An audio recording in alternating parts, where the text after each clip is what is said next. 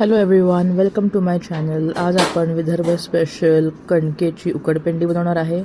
त्यासाठी main ingredients असे आहेत की कांदा, हिरवी मिरची, कोथिंबीर असं सगळं लागतं, कढीपत्ता. त्यात भरपूर ते बनवण्यासाठी आपण भरपूर तेल घ्यायचं, त्याच्यामध्ये मोहरी टाकून घ्यायची.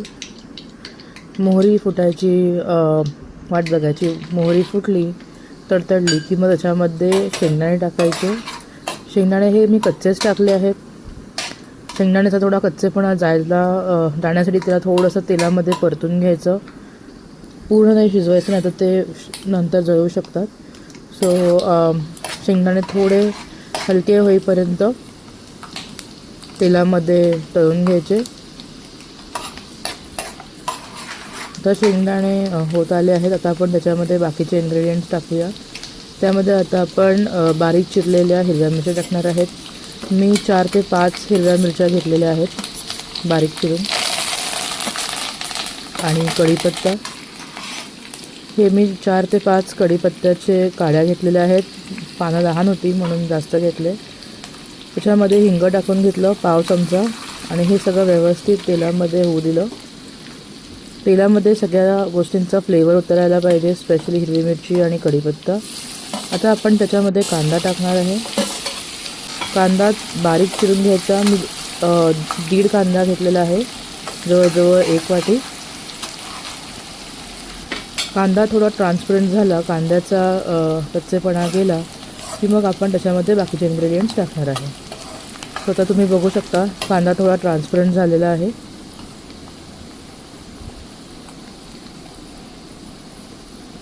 त्याच्यामध्ये आपण अर्धा चमचा तिखट आणि अर्धा चमचा हळद टाकायची आहे. हे पण व्यवस्थित मिक्स करून घ्यायचं. 30 सेकंद परतून घ्यायचं. तिखटाचा कच्चा वास जायला पाहिजे. आता आपण त्याच्यामध्ये कणिक टाकली आहे. हे 3 ते 4 वाट्या कणिक आहे. त्याला थोडंसं आम्ही आधी भाजून घेतलं होतं. कणिक टाकून हे व्यवस्थित त्या फोडणीमध्ये मिक्स करून घ्यायचं. त्याच्या अजिबात गुठळ्या नाही व्हायला पाहिजे. एकसारखं मिक्स करून घ्यायचं आणि मग छान त्याला परतायचं. त्याचा सुगंध सगळीकडे पसरायला लागतो. जसं आपण कणिक भाजतो तोपर्यंत त्याला छान परतून घ्यायचं, भाजून घ्यायचं त्या तेलामध्ये. आता मी इकडे सगळे गोळे तोडते आहे. जेवढे गोळे झालेले आहेत सगळे गोळे व्यवस्थित तोडून घ्यायचे. ते गुठळ्या अजिबात नाही राहायला पाहिजे. तर असं एक गुठळा फोडत ते परतून घ्यायचं. खालून ते लागायला नको, नाहीतर खालून करपू शकतं. अशा वेळेला गॅस मीडियम टू लो ठेवायचा, फुल गॅसवर नाही ठेवायचं. आता आपलं हे परतून झालं. त्याच्यामध्ये मी मीठ टाकलं आहे. याच वेळा तुम्हाला हवं असेल तर तुम्ही थोडं दही टाकू शकता, पण आम्ही दही नाही टाकलं. पण बरेच जण ह्याच्यामध्ये या स्टेपवर दही टाकतात, त्याने थोडा आंबटपणा येतो. आता आपण जे काय थोड्याफार उरलेल्या गुठळ्या होत्या त्या आपण फोडून घेतल्या आहेत आणि छान भाजून घेतलेलं आहे. आता मस्त कणकेचा भाजलेला असा मस्त सुगंध सुटलेला आहे. आता आपण त्याच्यामध्ये उकळतं पाणी टाकणार आहे. थोडं पाणी टाकायचं. अजिबात त्याचे लम्प्स नाही व्हायला पाहिजे, गुठळ्या नाही व्हायला पाहिजे. आधी मी 1 ते 1.5 वाटी पाणी टाकलं आणि ते सगळं व्यवस्थित मिक्स होऊ दिलं आणि मग परत थोडंसं पाणी टाकलं. अंदाज घेऊन पाणी टाकायचं. गरम पाणी टाकायचं म्हणजे पटकन ते फुलतं पीठ. आता हे त्याची अशी कन्सिस्टन्सी आलेली आहे. आता आपण त्यात थोडं अजून पाणी टाकणार आणि ते मिक्स करून घेणार.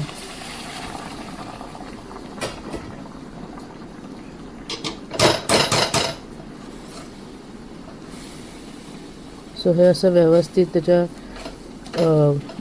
गुठळ्या आहेत त्या फोडून घ्यायच्या. थोडं पाणी टाकायचं आणि अशी कणकेची उकडपेंडी बनवायची. ही एकदम खमंग होते कारण आपण कणिक पण भाजून घेतलेली आहे. नंतर त्यात हिंग पण टाकलेलं आहे.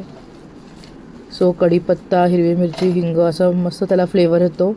आणि कणिक पण भाजून घेतलेली होती, त्यामुळे आता त्याला छान सुगंध आलेला आहे. तर हे आता आपण व्यवस्थित परतून घेतलं. ह्याच्यामध्ये अजिबात गुठळ्या नाही आहेत. हे थोडा वेळ आपण झाकून ठेवायचं, त्याला थोडी वाफ येऊ द्यायची 5 मिनटं.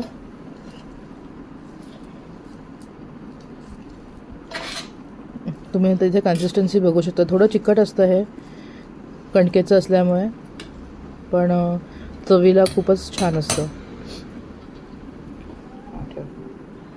आता हे आपण 5 मिनटं झाकून ठेवलेलं आहे. आता आपण त्याची वाफ घेतलेली आहे मस्त दणकून.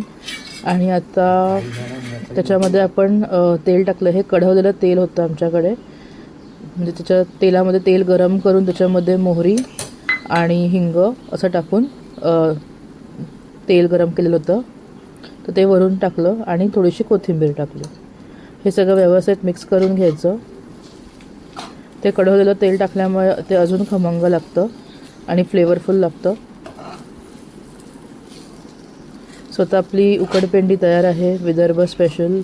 हा पदार्थ बाकी ठिकाणी जास्त बनवला जात नाही महाराष्ट्रामध्ये, पण विदर्भामध्ये गेलं तर घरोघरी हा पदार्थ बनवतात नाश्त्यासाठी. उपमा पोहे ह्याच्याबरोबरच हे उकडपेंडी हा पण पदार्थ बनवतात. सो ही आता कणकीची उकडपेंडी ऑलमोस्ट रेडी आहे, रेडी टू सर्व. आता आपण ती सर्व करून घेऊया. त्याच्यामुळे ते सर्व करताना मी त्याला कैरीच्या लोणच्याबरोबर सर्व केलं आहे. ते थोडं तिखट असतं म्हणून, पण जर तुम्हाला हवं असेल तर तुम्ही ते लिंबाच्या गोड लोणच्या बरोबर पण सर्व करू शकता, आंबट गोड. So it is your choice. बरेच जणं ते नुसती पण खातात लिंबू पिळून, पण लोणच्याबरोबर ते जास्त छान लागतं. हातानेच खायचं, चमचा वगैरे घ्यायची काही गरज नाही.